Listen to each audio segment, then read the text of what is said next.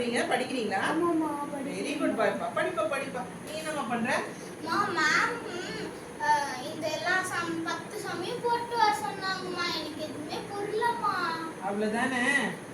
அம்மாக்கு சூப்பரா மேக்ஸ் போட வரும். சின்ன வயசுல என்னை எப்படி தெரியுமா போடுவாங்க? கீதானே போட மாட்டாங்க. மேக்ஸ்ல புலின்னு தான் போடுவாங்க. இந்த செம்ம நான் போட்டு கொடுக்குறேன். பிஸ்கெட் எடுத்து